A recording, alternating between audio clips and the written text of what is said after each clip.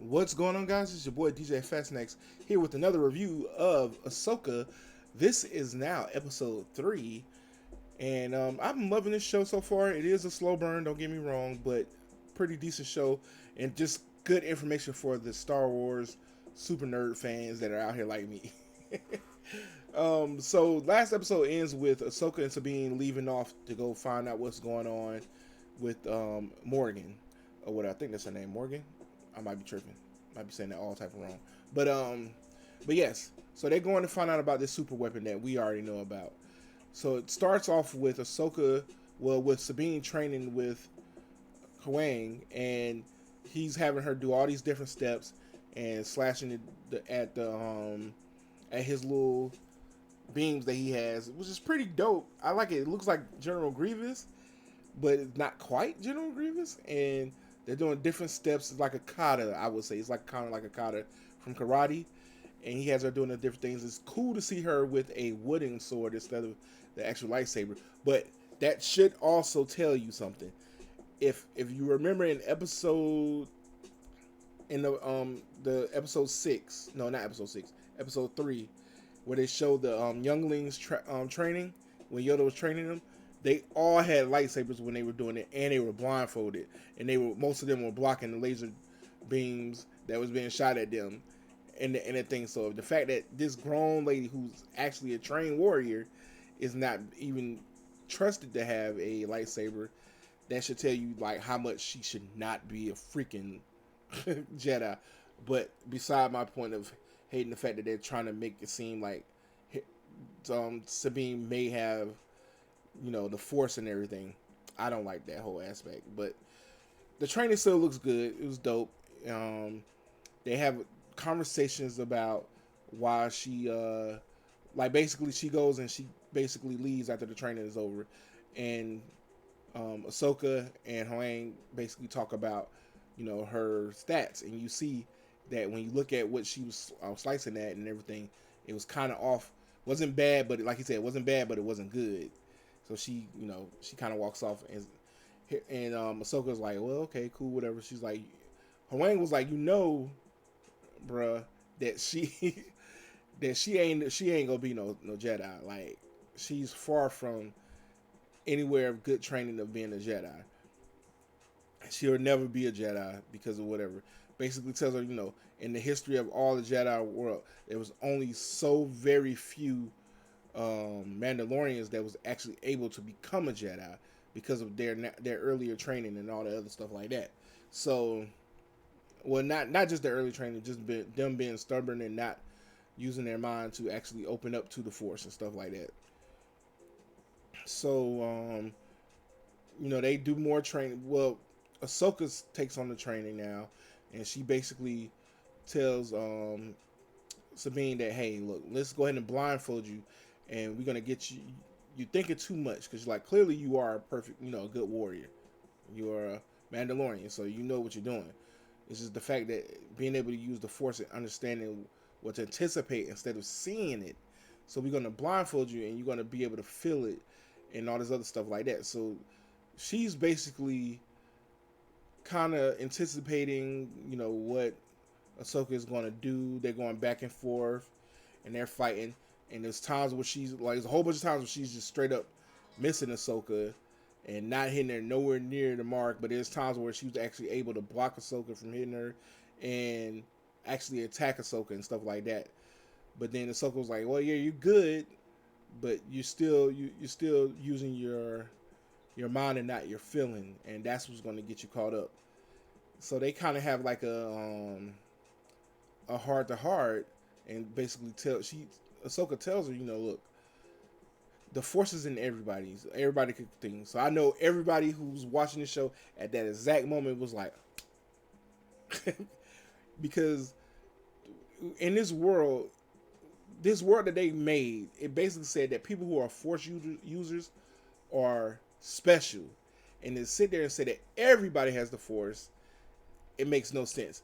But then if you're a person who actually knows a lot of the lore and goes back too as well, you actually realize that George Lucas initially did state that it just was the people who had the force in them, which they say everybody has force in them.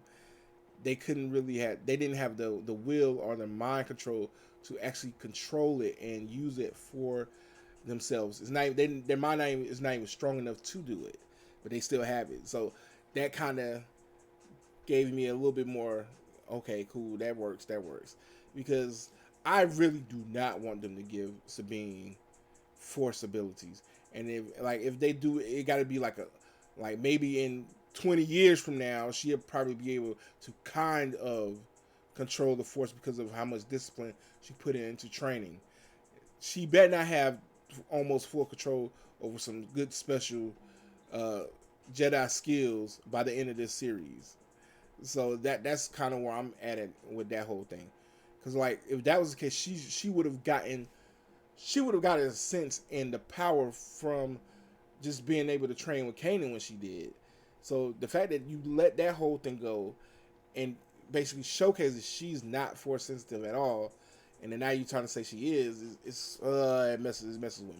So going back to the show, basically you go back and after they had their talk, Ahsoka goes to the cockpit and she's with Hoang, and he basically tells her how like I said, how she's the worst candidate to be a Jedi, whatever, well, Jedi a trainee, basically a Padawan, and and so Ahsoka was like, nah, she could probably become something. Like I don't need her to be a Jedi. I just need to be her to be herself and a strong warrior. Blah blah blah, all that stuff like that. And so Hoang was like, yeah, but you know what? Now that I think about it, you do come from a long line of crazy and disturbed Jedi, which is true. Even if you go all the way back to the beginning, you had we had not Qui Gon Jinn. Why I can't think of the name? Count Dooku, who was the master of Qui Gon Jinn, who was the master of Obi-Wan, who was the master of um,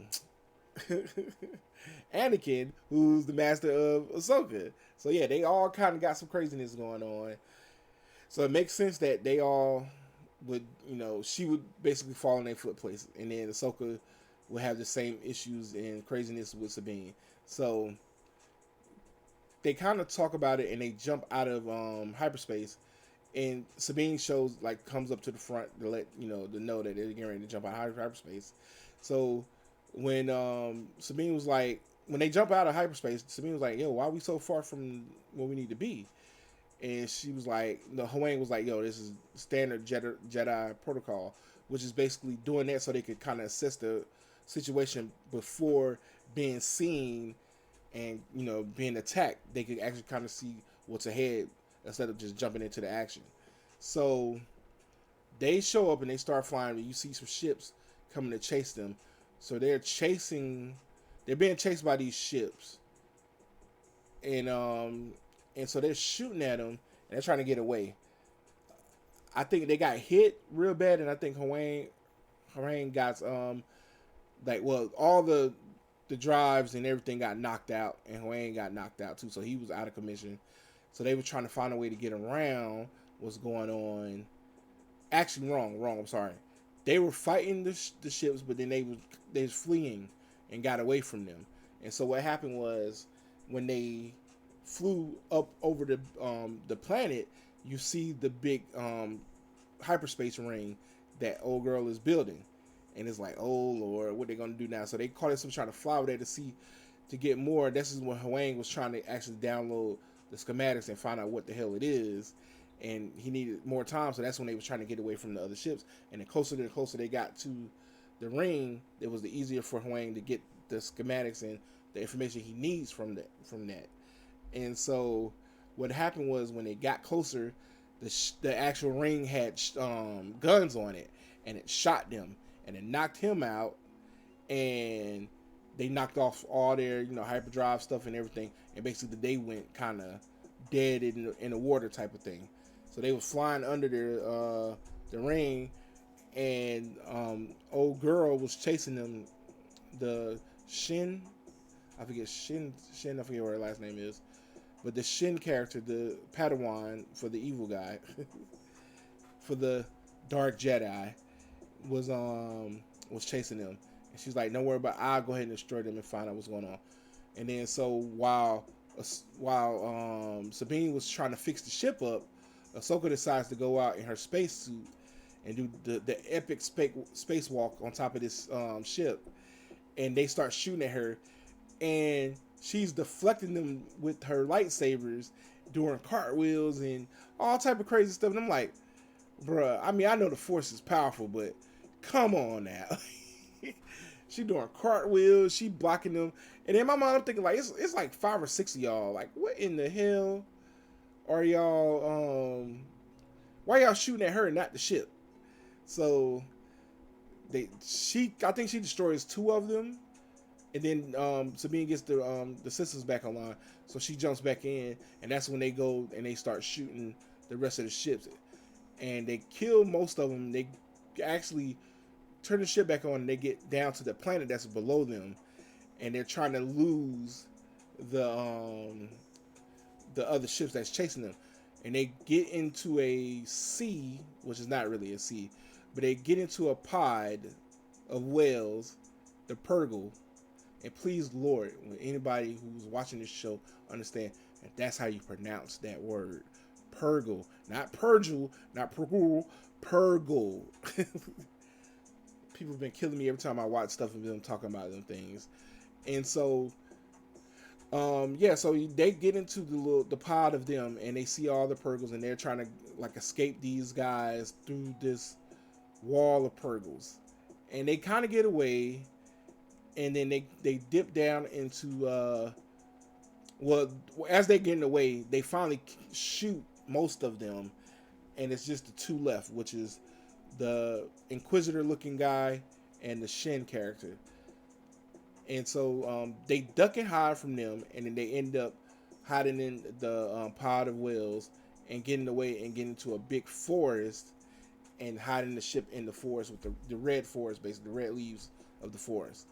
And so this is when everybody's kind of pissed off, and the main dark side user is like at his base on that planet, saying that he's sending the troops out to go find them, and basically that's how the show ends, which is it's pretty cool. I know a lot of people in this episode thinks, like, first of all, a lot of people think that this Inquisitor guy is Ezra. I mean, some of the things they do, it does kind of aim that way, but my thing is, if that's Ezra, right? If that's Ezra, how did he get back? And if he got back so easily, why are we doing so much to get what's his name back? Like, why are we trying to get old boy back so hard? Why does it take so much to get him back? Thrawn. Like, why is it taking so much for them to get Thrawn back, but Ezra's already back? And I mean, the whole thing about him being a dark side user, and if you watch Rebels, he was seduced by the dark side. I'm like, yeah, but they did such a big like character study, and like just they went through the whole thing of him being seduced by the dark side and denying it and refusing it. So why are we finna go through this thing and saying, well, he did all that just to basically become a dark side user anyway? That's stupid. That will just negate everything that happened in Rebels with his character. So I don't think they should do that. I don't think it's Ezra. It shouldn't be Ezra. Now, I don't know how important this person is going to be later, but I hope it's not Ezra. Lord, please, I hope it's not Ezra. I have a feeling Star Wars and Disney is going to do that, and they're going to tweak it to where it's Ezra. But it is a couple of things that showcase that Ezra, it could be Ezra with when they was in the Purgle, and that he looked over and was like, You kind of see like, even though you can't see his face, you kind of tell like he was kind of like tired of the whales or whatever. And so, I mean, I get it. I get it. I don't think he should be, but yeah, that's my thoughts on this episode of Ahsoka. Like I said, I'm liking the show. Can't wait for the next one. My episode 4 review should be out later on this week, hopefully. Maybe by Friday, because of what I got to review. But until next time, guys, if you have any questions, concerns, any thoughts, you can go ahead and put them down in the comment section below. Make sure you like this video. And until next time, I'm out.